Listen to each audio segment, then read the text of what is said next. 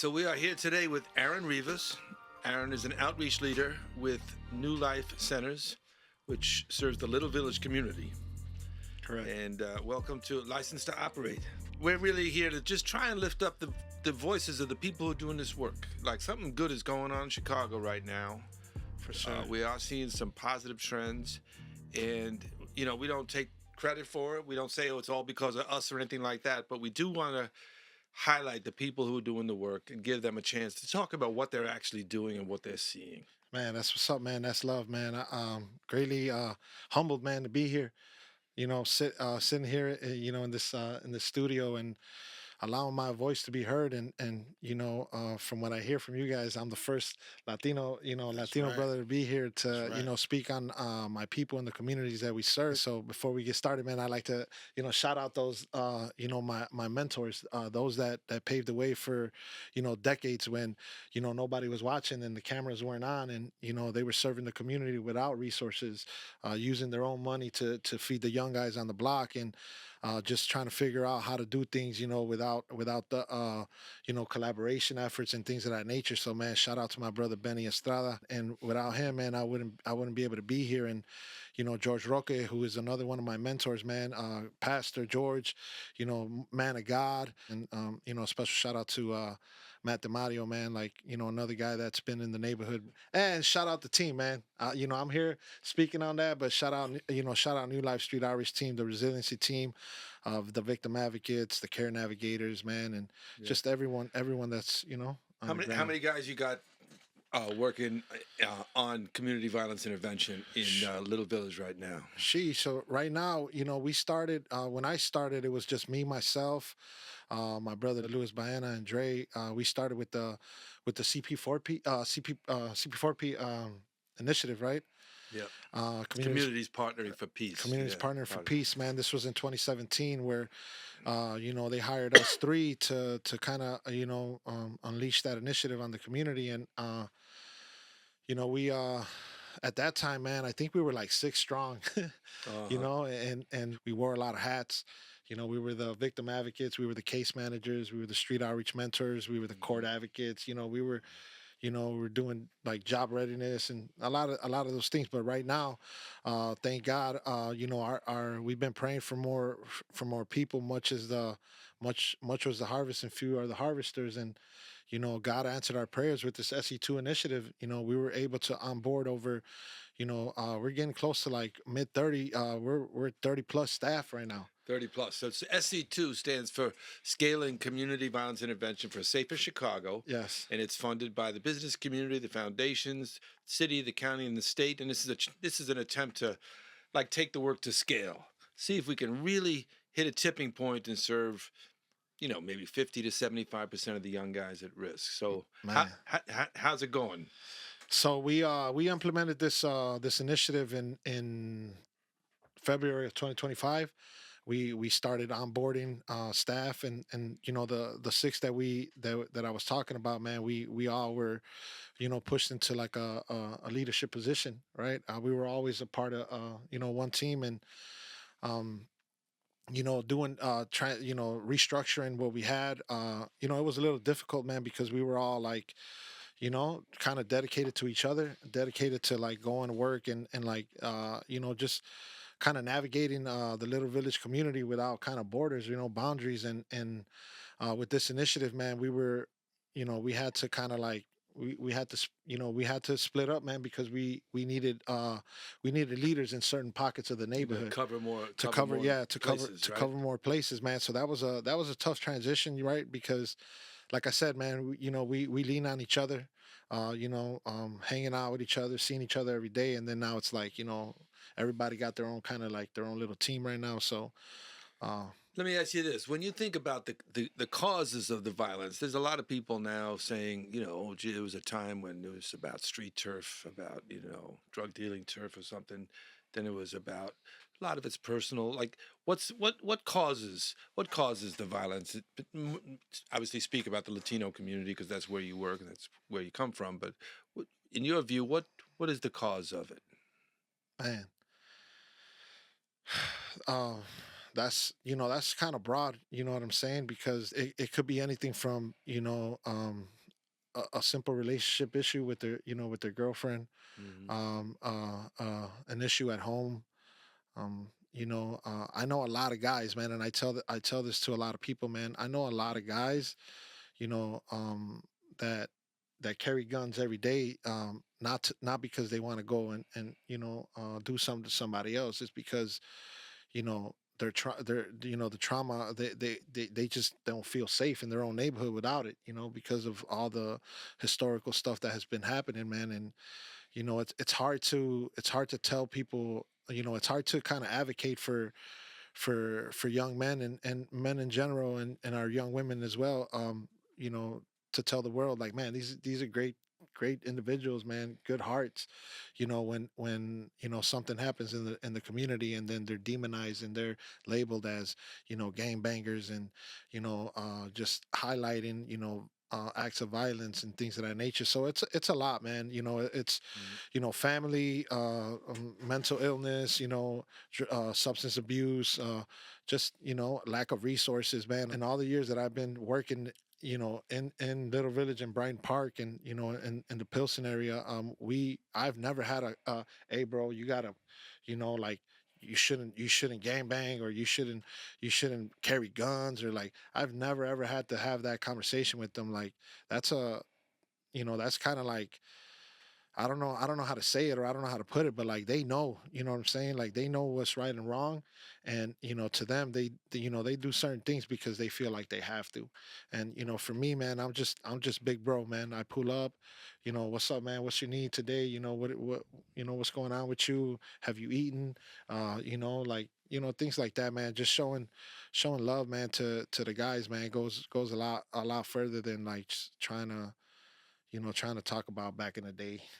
What's some of the success stories you've seen? Like, what's a success story that really like sits out on your mind? Like, Man, bro. So to be honest, every time we're in a building, and the young guys, man, like Little Village, if you guys are familiar with it, or go online and check it out, man, that's the land of the shags. You know what I'm saying? These young guys, man, they're shagged out, and that's them telling the world, like, I'm about that. I'm about that without telling anybody, and you'll see these young guys, man, they're hair long, tatted up, swagger, all kinds of things. And it's like, when those young men walk into our buildings, they open the door and they just walk in, like, what's up, what's up, my boy, or what's up, or that, man. I tell a lot of people this, man, like, if you're doing this type of work, man, when you land it, when you're doing good, when you don't have to claim the community, it's when the community claims you. hmm You know what I'm saying? That you're like, you're doing something. Hmm. You're doing something. So, like, we pull up on a block, or we'll wherever, and the young guys, they got the Aaron, yee, they got a little right, song right, for you, right, right. when you pull up. So it's like, what's up, my boys, and for to answer that question, like, success to me, man, looks like that, man. Like, the continuous growth of our programming. When the guys in the community know, like, hey, Wednesday, there's program Wednesday, and they pull up, we're gonna go out to eat somewhere, we're gonna do something. Or just when my phone just rings, man, hey, what's up, bro, what we on today? Like, they're checking in with me, like, what are we gonna do today? Like, man, to me, those are successes. But bigger ones, I could talk about an individual. One of my first mentees, my very first day, Rock, introduced me to a young man, um, who was like, he was struggling. He was struggling with life, and I think at the time he was about 16 years old, or something like that, and he had just gotten, like, stabbed and, like, ran over by a car or something like that. And he was at the house. And then, man, when I saw him, come out, I don't know, something struck me about this young man. He came down with the, you know, with the kind of like the doctor's note for a prescription. He was like, yeah, he was talking to Rock, and I'm off to the side, kind of like looking, and he was like, yeah, they gave me this prescription and this and that. And I'm like, let me see it. I'm like, hey, I'm gonna go get it. I'm gonna fill it up. Is that cool? Can I go, get it for you? He was like, yeah, man.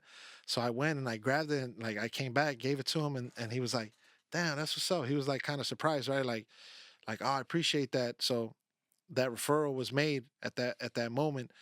And this young man, he would call me like 2, 3 in the morning, just having like, hey man, I'm going through it, and like, so every time he called, I made it a point to like answer the phone and like, you know, Even in the middle of the night. in the middle of the night, It's part of being an outreach worker, right? yeah, hey, we never clock out, to be honest, man, because we have a saying in the within the organization that we're never on solid ground. Things could be good, things could look good, with the with the guys in the neighborhood, man, and it just takes one thing to kind of go Set them crazy. off. Yeah. Yeah, yeah. But to answer your question, man, this young man, we've been through court dates, relationship issues, arrest, like you name it, he's done it. And this was back in 2017. Fast forward to 2025, and now he's directing his own not for profit. It's called We Strive Chicago. So we had a collaboration with CAT, Chicago Adventure Therapy, where we take the guys out to like out canoeing and things of that nature. And to me, man, and like to us, it's super funny, man. You see these guys that are like fearless, in the neighborhood, like tatted up, like whatever, nothing moves them, man. And Put my little boat you there put them off. on, hey, you put them on the water, and the kid comes out of them, man. And that to me was like, dang, like it's super funny to watch, man. And like, so this individual, he got connected with Chicago Adventure Therapy, and they saw something in him as well. So he started like messing with them, outside of our programming, and man, he got certified in like ice climbing, rock climbing, all kinds of stuff. And like, man, he just like he's doing very, very well for himself right now, man. So shout out my Nah, boy, that's man. what's up, Yeah, man. he knows what's That up. when I just by doing this work, you see that, and you could, it's almost like no, I tell some of the young guys that my excitement come from them like winning, almost like I think about how like Phil Jackson would be excited watching the Bulls or Michael Jordan or Scottie Pippen win something, or Kobe Bryant win something based on maybe some guidance they gave, and even though I didn't take the shot, I feel as good as I if I took the shot. Just to see you win, So Hmm. I get what you're saying. Yeah, for sure, Um, man. That was a huge win. is there a time when you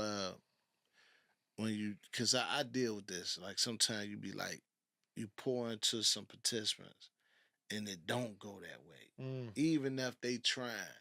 So you mm, know how somebody like you like, man, he made the change but the street didn't let man. it go. So, oh, that's a good one, man. I had that on my heart on the way over here, and I'm like, man, you know what? Like, what am I gonna share? What am I gonna say, or what? So there was a conversation I had with with Benny when I first started working, man.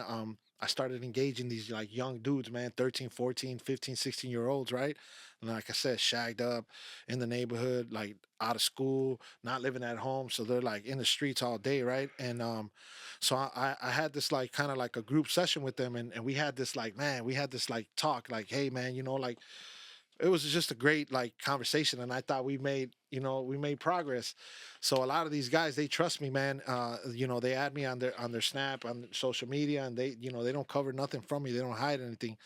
So I had this conversation with these young men, and like they left the building, and man, maybe like 10, 15 minutes later, I see I see they're on snap, and I check in on them, and all four of them, the guys that were in the car, man, they were all in the car, and they all choppered up everybody. There's 6, 7 guns in the car, and I'm like, what the like what just like, I thought, what I'm saying, like what happened, man. And that was a disheart. Was there a shooting or? No, that was just like, Just showing like you just left here. they just You're left. saying they're Yeah, taking pictures of yeah, everything, and I and they're see. like, they're in somebody else's neighborhood, showing like, we spinning blocks, we out here, we all at, like kind of calling people out, and I'm like, oh my god, like, so Wow. I get to talking to Benny, and I said, man, B, like, for real, bro, like, this is important to me, man, and I like I don't think I don't think I'm the man for this job, man. And he was like, what you talking about? Like, what do you mean? I'm like, man. So I gave him the story, man. I thought we were, we were cool, we were eating, we were talking, man, and like, right now, bro, they're out there right now. And then he just looked at me like, man, hey, like those kids that were in here, bro, eating with you, man, like we've been trying to get them, man, for such a long time, bro, and I don't know what they see in you, bro, but that, like, that little bit of love, that what's up, my boy, the hug and the space that you give them, man, that's the only love that they're ever feeling, bro. So if you're not here for them, man, like what's gonna happen to them, man? And to me, man, that opened my eyes that the transformation that we're looking for, man, like, we might not see it. It might be. It ain't overnight. Like Yeah, yeah, I've been out here. I've been doing it. This my culture, so it's gonna take some time yeah, for me to actually make that full shift. But hmm, I rock with you. yeah, I hear you, but at the same time, I'm still out here, and this how we communicate. Like man, if I'm spinning the block, it may be even what I'm learning is that sometimes these dudes is like sending messages. mm, It ain't even the fact that they really want to do something, but it's like I'm just letting y'all know that if y'all want to do something to us, this is what we got too. You know what I'm man, saying? So man, bro. sometimes it be like that, and I'm just like just to hear you speak on that, I'm like, Hey, message is loud and you know what clear, I'm bro. saying? Like, Trust, yeah, like man, you yeah, like, damn, bro. If I remember seeing one video, man, with this kid, and these guys came into the gymnasium, and like it was a gym, it was basketball, mm, and I hope we could find it, we could add them. And all these little dudes was pulling out guns out the like gym bags. It was just, I'm like, man, it was like 100 guns. What the, like y'all at the gym. yeah, It's like, but they was letting, I guess they was letting people know that, hey, Signaling, yeah. if y'all coming, this what y'all got to look forward Yeah, to. we'll be ready. yeah, Yeah. man. That's a harsh reality, man. You know, these young guys, man, and I think social media has a lot to do with that, man. A lot of these, like, videos and things of that nature, man. Like, it's a big influence on our youth, man, as far as like what the culture is now. But, man, to be honest, bro, like, just being able to hold programs and hold one-on-ones and things of that nature with these young guys, man, to me, like, we're winning right now, bro, because the community is, they're like I said, man, they're with us, man. I mean, something's going good down there because I think I mentioned to you, you guys are down about 75% in shootings That's this wild. year so That's far. crazy. I That's know wild. last year you were up a lot, right? Yeah, So 2024 was really bad. It does go up and down, but the bottom line is you're down 75% so far this year. What do you Yeah. think is going right? I mean, give us a sense of that. So, man, just right now, bro, like, for to answer that question, man, I really, really want to shout out all the peacekeepers, man, that are out there working, in the communities, man, because these guys are the guys, man. You know what I'm saying? And the younger guys, man. I say this, bro. Like, when you're doing good in the community, when you target, like, the guys, and you do stuff for them, specifically for them, man. When you're doing good in the community, man, it's contagious, Yeah. and people want to Right. get Peace involved. begets peace, violence begets violence, but Yeah. peace leads to peace. Uh, This is the program for people's benefit. This is the one that where the guys, who are still pretty close to the action, so to speak, Oh, for sure, agree to to disarm, put on a vest, and occupy some of those tough corners, right? man. Yeah, Right. and you know what? Going back to, like, 2020. You know what I'm saying? And, like, um, when we were, like, launching the Peacekeeper initiative, Yeah.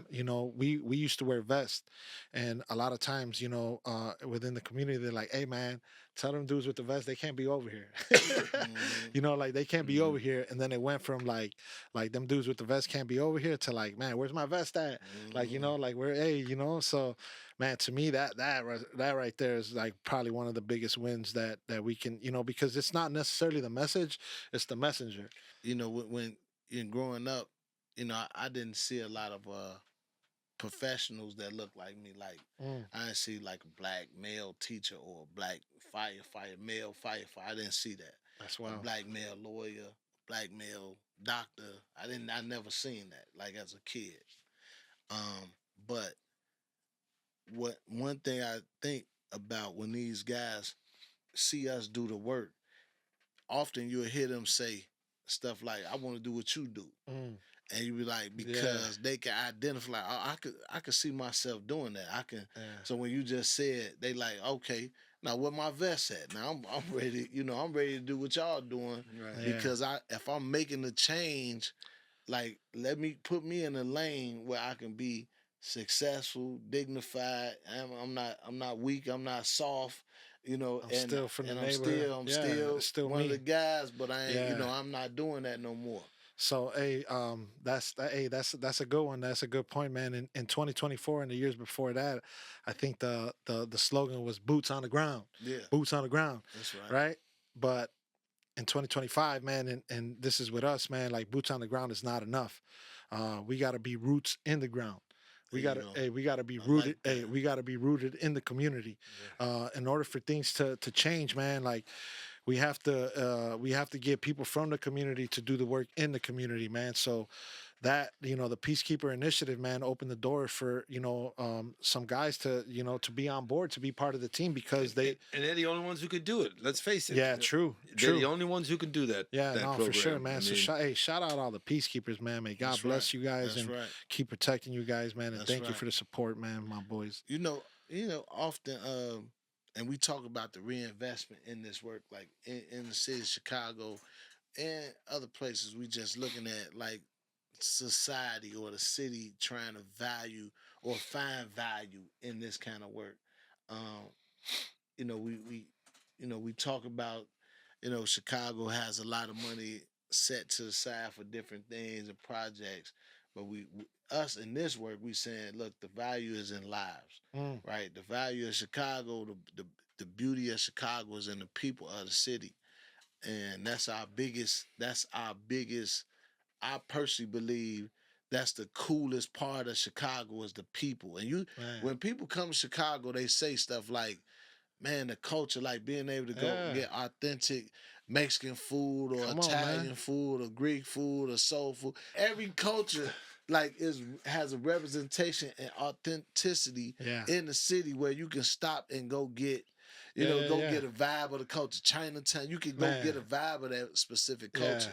And I'm just saying, like, we have to reinvest in the DNA of the people that's in those Come on, man. areas Come on, bro. and pull Yeah. forth like the root from the root, the youth Yeah. that's there to be like, man, look, we need y'all to carry this torch forward to show the beauty of the city, and the city has to see that. Yeah. Often, and I land my plane with this. Often, I feel like in Chicago we look at our youth in impoverished areas almost like you would look at the attic or the base or the closet area where it's like if I'm remodeling the house, I'm not really thinking about the attic or the closet. Yeah. I'm thinking about the kitchen and everything people gonna see. So I'm looking at the Yeah. Bear Stadium, I got and you. I get what you're I'm looking saying. at the I see high what you're saying. rises Yeah, and yeah, the yeah. new air, No, that's- neighborhood 78, all these big projects that's spending billions of dollars.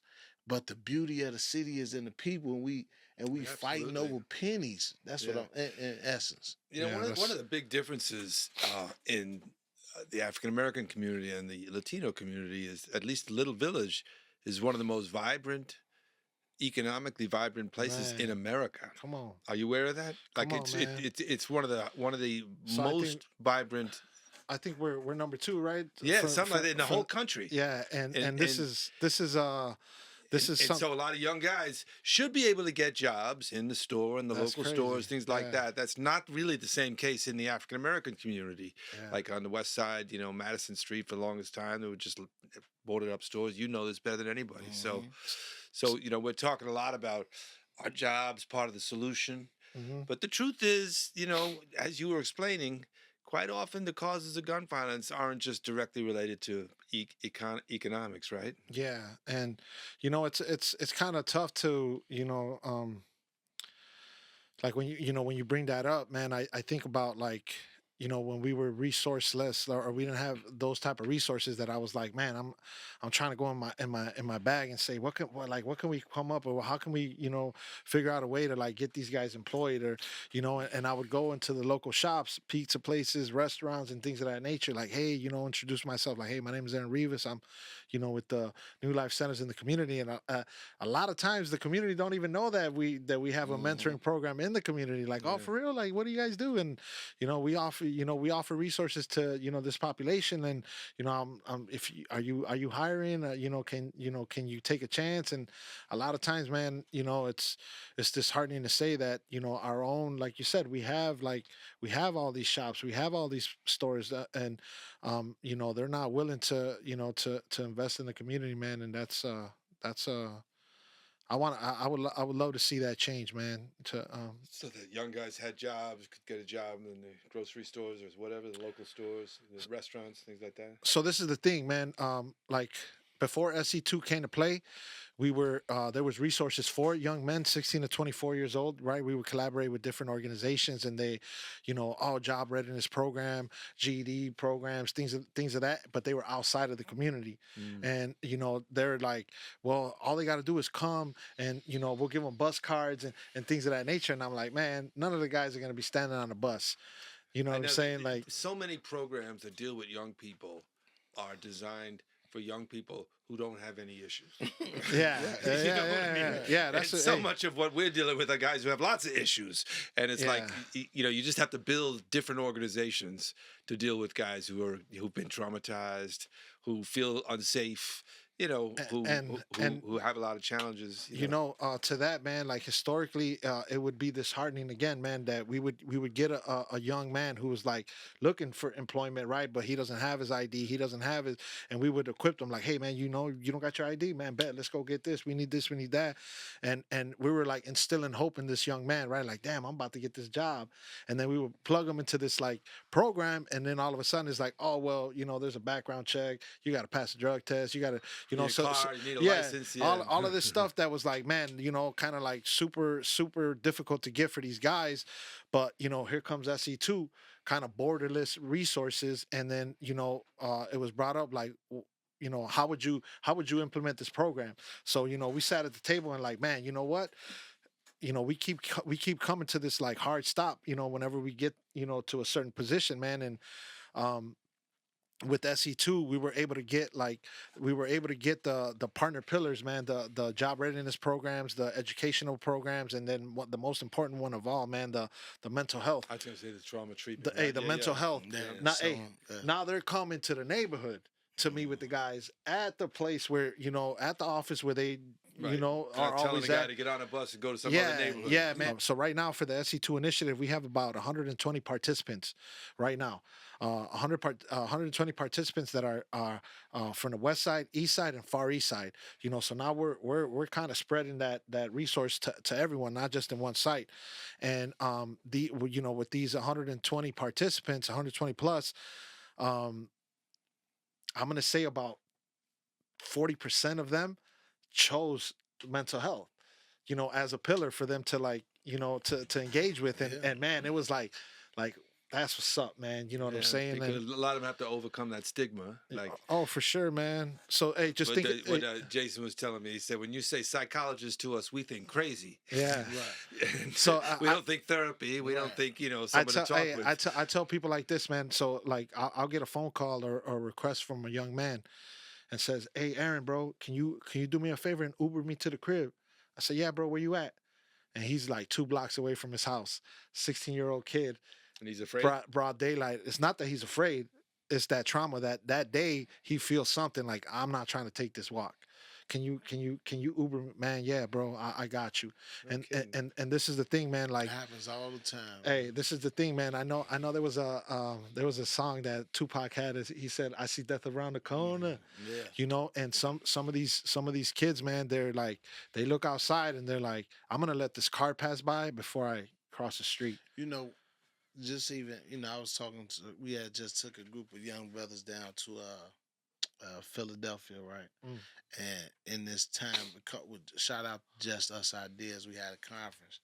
they had a conference. We was able to go check them out, and we took like 60 people, 50 participants, and 10 staff, and we were in the lobby area of the Sheraton Hotel with some of them and just talking, and just like it was two participants who actually was scheduled to come that was killed before we Mm. actually made it, and talking to some of their friends, and they was just like speaking about like how many friends they had killed and was like being right there watching them die. You know what I'm saying? Like the first one I was right here, and the second one I was, and we was sleeping in the same bed, and Man. you know all these type of things taking place. You talking about this happened so much for a 16-year-old, 17-year-old, 20-year-old Oh, that it's like, Curtis talking about how many guys funerals going to see, funerals that's what I'm week saying. after week, Yeah, right? yeah, that's what. So when you talking about, you know, I was we was talking to a police officer yesterday. So she was speaking about how some police officers had took their own lives based on trauma. Man. And I'm like, man, it's some of these young dudes that just talking to them, like just my assessment, I feel like they put themselves in situations where they'll most likely die because they'll do the same thing over and over and over and over again until it's like they time, because they like look at it as a way of like, now I ain't personally killing myself, but I don't mind dying. You know what I'm saying? So they don't consistently go through certain traumas. Like, you know, you missing your best friend, you missing your brother, it's almost that survivor's remorse, and you like, man, I should have saved him, I could have been there, and da da da da. So I'm gonna keep spending and spending and spending till they either I'm gonna get all them, Yeah, watch that. or Live they gonna get safely. all me, Yeah, right. or they gonna get me. You know. Yeah, I yeah. think, man, you know, when you're saying that, man, you kind of triggered me. You know what I'm saying? We have we have a lot of guys who are bleeding on those that didn't cut them. If that makes any sense, um, you know, it's crazy, bro, that you say that, man, because um, you know, we just had orientations, right, for the SC2, and we have like participant orientation, like kind of explaining to them the program and the commitment that we want from them. And man, the last one, man, as I was looking in the audience, I was seeing the, you know, where you see one guy and you wouldn't see him without the other, and like there was a lot of people that were missing friends and family members, man. And to me, it like it just hit me, bro. Like people are really losing their lives, man. And I think, you know, backtracking, you know, to how I began to do this work, man. Like, you know, I introduced myself as Aaron Rivas. My name is Aaron Rivas, and I'm a man of God. And you know, it was my walk with God that led me to, you know, to where I am right now, man. And um, I was at church one day, and one of the, you know, one of the brothers at church was like, "Hey, man, I want to make an announcement to the church. A family member of mine passed away, and here's the address. If you guys want to back it up, you know, like we'll be here or whatever." Right? He didn't give no details, nothing. So then, you know, he was like a mentor to me, you know, when I was going in the church. So I'm like, "Hey, man, you know, sorry to hear that or whatever. Like, I'll be there, you know." So you know, I'm driving to this funeral home, and you know, when I pull up to the funeral home, I'm like, I had to look at the address, like, damn, am I in the right place, man? I saw a bunch of young men, like, you know, nowadays, you know, somebody passes away, they put your picture on a shirt, man, and you know, that's the way that, you know, the young, that's the culture right now. The young guys, man, they'll put your picture on a shirt and in remembrance of you, right? And I was like, I was seeing a bunch of shirts with, you know, all kinds of, you know, gang, you know, paraphernalia on the shirts with a picture of this young man, and I was like, oh snap, right? So I walk into the to the funeral home, man, and I tell this to a lot of people, man, that something changed me, man. Like the cries of a mother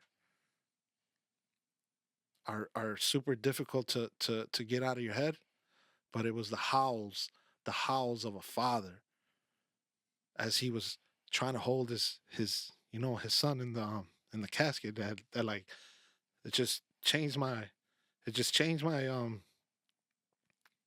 changed me, man. Like it changed me.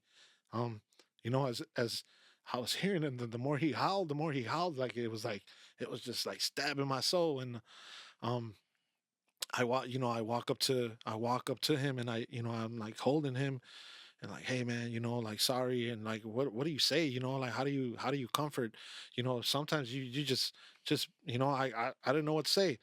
And I make my way to I make my way to the casket to, like, just pay my respects, and I see his name, and it said, Aaron, rest in peace. And it, like, it shocked me, I saw my name with RIP next to it, and I was like, oh snap. And I looking at the day he was born and the day he passed away, man, like he got killed on his birthday. And I know whoever did that to this family, whoever did that to this young man, didn't even know him. So I go back to the house, man, and I'm not the same. I'm Yeah. like, my family's like, you okay? I'm like, no. They're like, what happened? So I'm like telling them, I'm like, I don't know what's going on, but I can't believe that we're at this time of age, and people are still getting killed.